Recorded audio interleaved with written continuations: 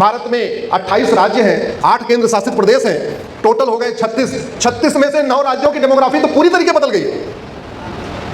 भारत में 800 जिले हैं, 800 जिलों में से 200 जिलों की डेमोग्राफी पूरी तरीके बदल गई। मेरी पीआईएल चल रही है सुप्रीम कोर्ट में। भारत में कुल 6000 तहसीलें हैं, 6000 तहसील में से 1500 तहसीलों की डेमोग्राफी पूरी तरीके बदल गई है।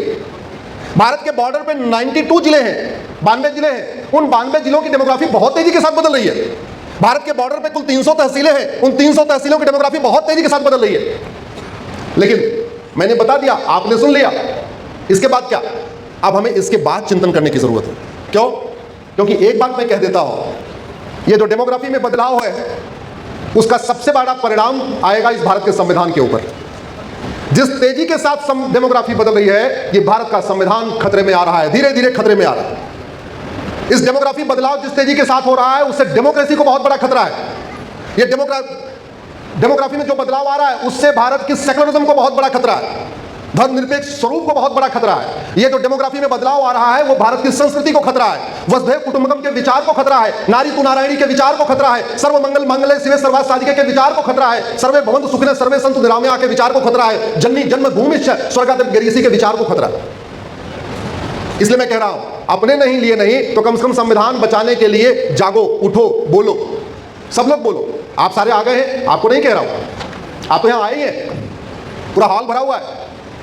मैं सभी आने वालों को भी दंडवत प्रणाम करता हूं, इस कार्यक्रम में लगे सभी कार्यकर्ताओं को दंडवत प्रणाम करता हूं, आयोजकों को दंडवत प्रणाम करता हूं, गुप्ता जी को धन्यवाद देता हूं, इतना भव्य आपने कार्यक्रम रखा हुआ है। अब इसकी शुरुआत कैसे होगी? अल्टीमेटली भारत किससे चलेगा? संविधान से। भारत के संविधान की पिछले 75 वर्षों में बहुत गलत व्याख्याएं हुई हैं। गलत व्याख्याएं क्यों हुई?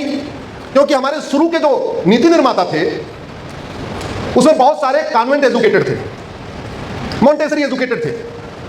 उनकी पढ़ाई इंग्लिश मीडियम के स्कूलों में हुई थी, ब्रिटिश स्कूलों में हुई थी। उनका अंग्रेजों के ऊपर बड़ा प्रभाव था, उनके दिमाग पे अंग्रेजी ज्यादा हावी थी। वो हमारे नीति निर्माता बन गए, लेकिन उनको धर्म और रिलीजन का अंतर ही नहीं पता था। उन्होंने धर्म को रिलीजन समझ लिया, रिलीजन को धर्म समझ लिया। वो हमारे नीति निर्माता बन गए, लेकिन उन्होंने संविधान की ऐसी गलत व्याख्या किया जिसके कारण धीरे धीरे धीरे धीरे पिछले 75 वर्षों में हम डूबते चले गए। आम क्या है? पेड़। और बबूल क्या है? पेड़। अब संविधान की शपथ लेने वाले कह रहे हैं भारत में सब एक समान है, क्योंकि आम भी पेड़ है और बबूल भी पेड़ है, इसलिए जितना खाद पानी आम को देना है उतना खाद पानी बबूल को देना है। तो 5 साल के बाद क्या होगा? बबूल और मोटा ताजा हो जाएगा, और बबूल मोटा ताजा हो जाएगा तो बबूल में क्या निकलेगा? कांटा। पहले छोटे छोटे कांटे निकलते, अब मोटा ताजा हो गया तो बड़े बड़े कांटे निकलने शुरू हो गए। और ये प्रकृति का नियम है कि आम और बबूल एक साथ रह ही नहीं सकते। आप किसी बगीचे में देख लेना जाके, आम के बगल में बबूल लगा दो, बबूल के बगल में आम लगा दो, अल्टीमेटली आम सूख जाएगा। आम और बबूल एक साथ रह ही नहीं सकते, ये प्रकृति का स्वरूप है। हमारी सुप्रीम कोर्ट में लड़ाई इसी बात की चल रही है। मैं बार बार कह रहा हूं, भारत के संविधान को ऑक्सफोर्ड के चश्मे से मत पढ़ो, भारत के संविधान को कैम्ब्रिज के चश्मे से मत पढ़ो, भारत के संविधान को भारत के चश्मे से पढ़ो, फिर समझ में आएगा इस संविधान में कोई परिवर्तन की जरूरत नहीं, इस संविधान को ठीक से लागू करने की जरूरत है।